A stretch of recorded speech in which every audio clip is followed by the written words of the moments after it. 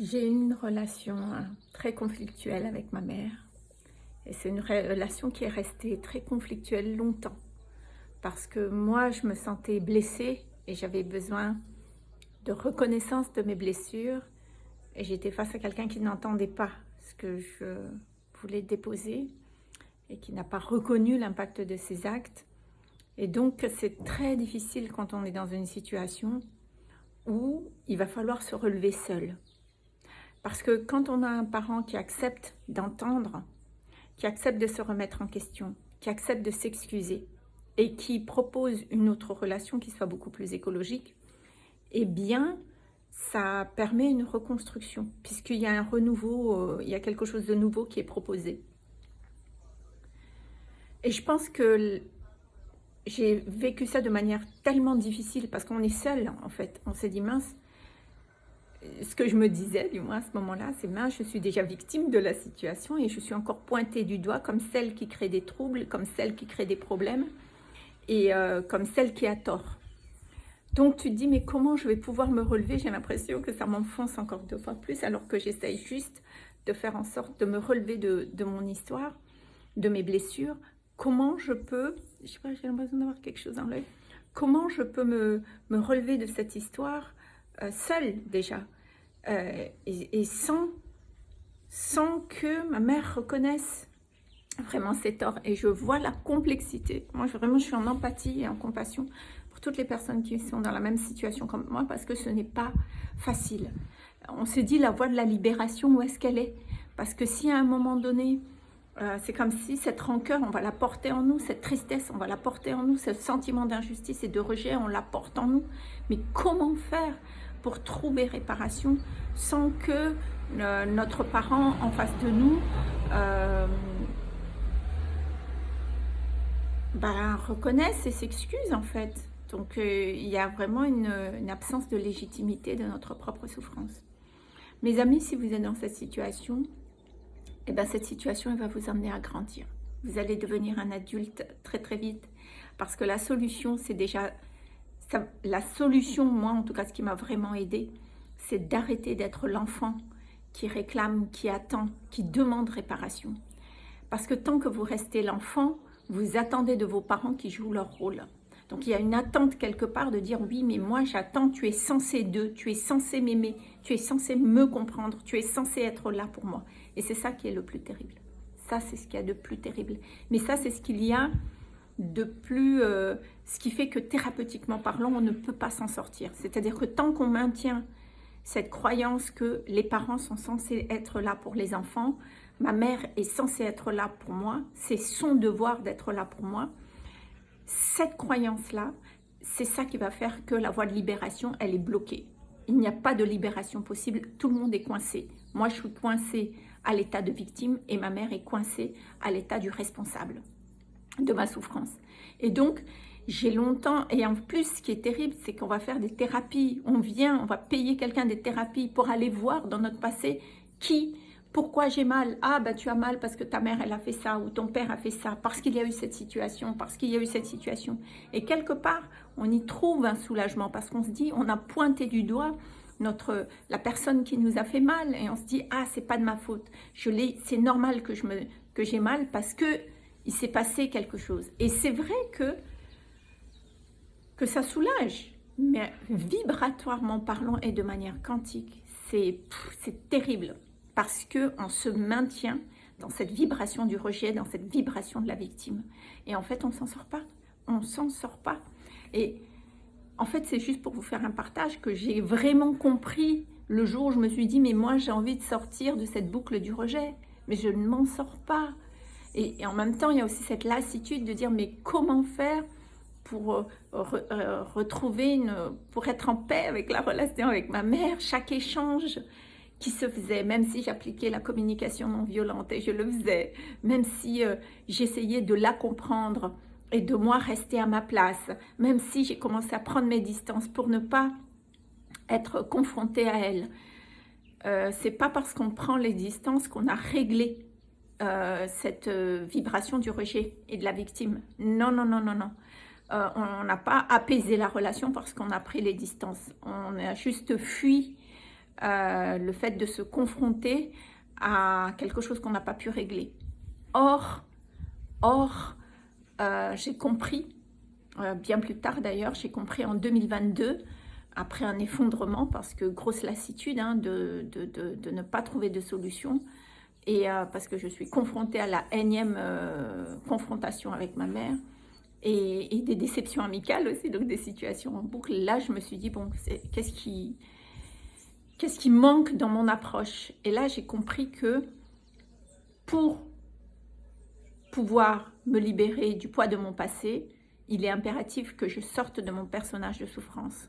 Or, mon personnage de souffrance, il est intrinsèquement relié aux parents, parce que ce personnage de souffrance a donné naissance, cette construction, cette identité a été donnée naissance de par la relation avec la mère ou le père. Donc du coup, j'ai compris que waouh, là, il va falloir que je trouve un moyen pour changer ma relation avec ma mère, pour apaiser tout ça et équilibrer la relation. Alors, apaiser la relation, ça ne veut pas dire...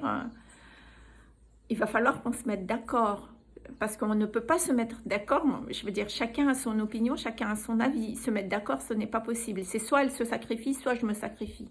Et ce n'est pas l'idée, vous voyez. Mais la question, c'est comment trouver la paix avec quelqu'un avec qui tout de nous sépare. C'est ça, en fait. Donc, ça demande vraiment un cheminement.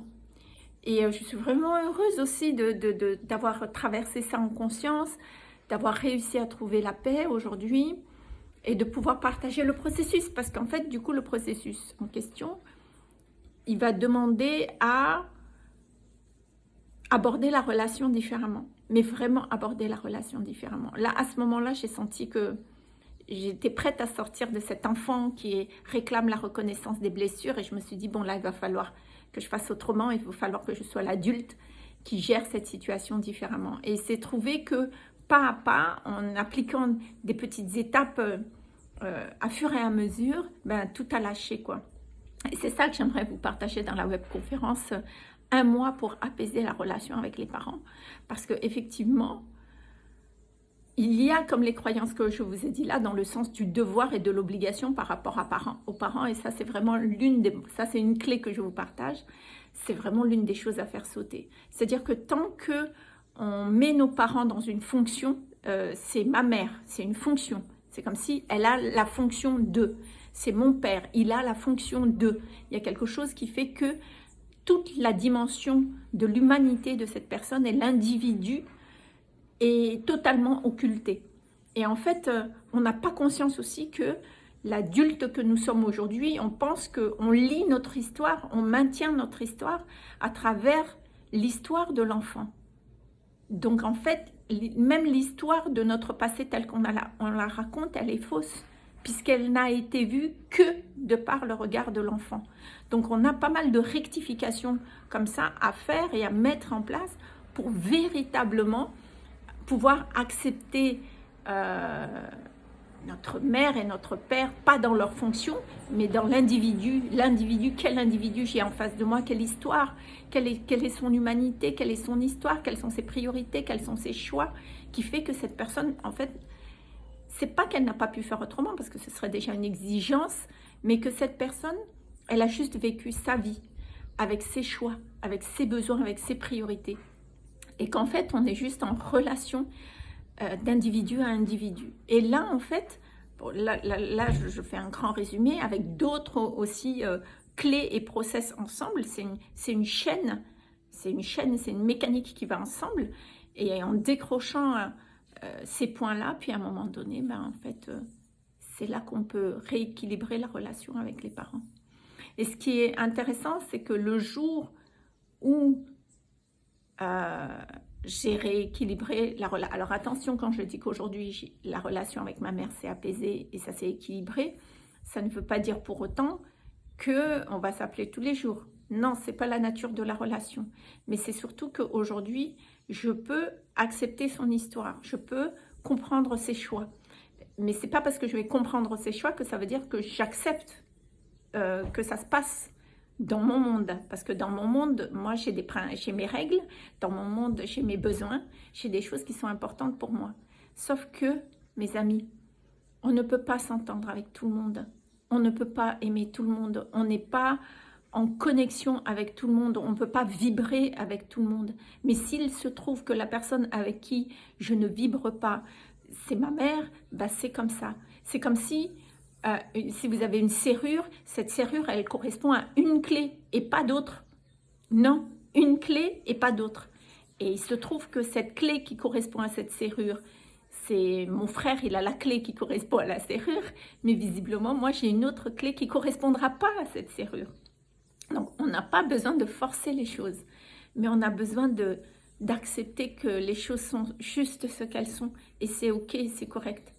C'est comme si, je veux dire, je ne vais pas me justifier si je ne suis pas, j'ai un super feeling avec certaines personnes, et puis certaines personnes, je n'ai pas un super feeling. Est-ce que j'ai besoin de me justifier par rapport à ça? Non. Est-ce que c'est dramatique? Non, c'est juste la vie. Vous voyez? Moi, si j'aime des fraises, je ne peux pas demander à quelqu'un d'aimer les fraises. Si j'aime les fraises, bah, je suis contente de rencontrer d'autres personnes qui aiment les fraises. Mais il se trouve que si ma mère, elle aime les pommes, bah, mon frère adore les pommes. Bah, c'est génial. C'est tout. Et en fait, en ce sens, on arrive à trouver un juste milieu, un consensus, vous voyez? Donc on peut recréer une relation à partir de ce qui est possible et non à partir de celle qu'on projette avec cette croyance ah, je rêve tellement que ma mère, ben ouais, ben c'est la vie. À un moment donné, en fait, on a besoin aussi d'être réaliste. Dans la vie de tous les jours, il y a des choses qu'on rêve et il y a des choses qui sont là, qu'on vit et qui sont possibles. Et là, si j'ai envie de prendre soin de la relation, il faut que je sois réaliste sur ce qui est possible. Voilà. Donc, et c'est là où moi, j'ai vraiment ressenti la paix. Je me dis, c'est ok en fait. J'arrête, je n'ai plus d'attente. C'est ça qui a tout changé. Je n'ai plus d'attente. Je suis vraiment dans l'acceptation que certaines personnes puissent m'aimer pour ce que je suis et que certaines personnes ne puissent pas m'aimer. Et je ne peux pas correspondre à tout le monde non plus. Et il se trouve que certainement que ce que je vibre et ce que je suis, ou dans ma manière de voir les choses, mes principes, mes besoins, ne correspondent pas à ceux de ma mère, et c'est ok, c'est correct. Vous comprenez? C'est ok et c'est correct. Il n'y a rien de... Il n'y a pas de problématique. C'est la vie. C'est la vie. Mais il se trouve que c'est comme ça avec ma mère, ben c'est comme ça avec ma mère. C'est tout. C'est tout. C'est tout. Donc il ne faut pas forcer. On ne force pas une relation. On ne force pas le lien, il n'y a pas de devoir d'être en lien, il n'y a pas le devoir, autant j'ai délesté ma mère de son devoir de m'aimer, autant moi aussi je me suis délestée de ce devoir d'être en lien et d'aimer. Il s'agit juste de pouvoir dire, ok, si on est des individus à part entière, comment, est-ce qu'il y a un lien? Est-ce qu'il y a des points d'attache? Est-ce qu'il y a une relation possible ou pas? Et si cette relation elle est possible, tant mieux, si elle n'est pas possible, ben, c'est ok. Voilà. Donc, j'espère que cette vidéo va vous parler. En tout cas, moi, je vais vous donner davantage de détails sur ce sujet. Si ça vous concerne, je vous invite vraiment à venir parce que justement, j'ai organisé une webconférence le lundi 15 mai à 19 h heure française, 13 h heure des Antilles, dans lequel je vais vous partager vraiment toutes les subtilités, le processus en un mois, comment on peut faire pour apaiser la relation avec les parents. Je vous invite vraiment à venir parce que c'est le point de départ. C'est ce que je dis, guérir blessure par blessure, ça ne marche pas, donc stop, on arrête ça. Mais par contre, ce processus d'abord d'apaiser, de rééquilibrer la relation avec vos parents pour sortir du personnage de souffrance, c'est primordial si vous désirez, si vous avez envie de changer de karma et de créer une nouvelle vie. Voilà, je vous dis à très vite, je vous mets le lien pour vous y inscrire. La webconférence est offerte. Et je serais vraiment ravie de pouvoir vous faire partager mon expérience. Ça vous évitera de perdre, comme moi, 15 ans d'années d'exploration. Alors que vous pouvez régler les choses et changer de vie en 4 mois. C'est extraordinaire. Je vous dis à très vite, à lundi.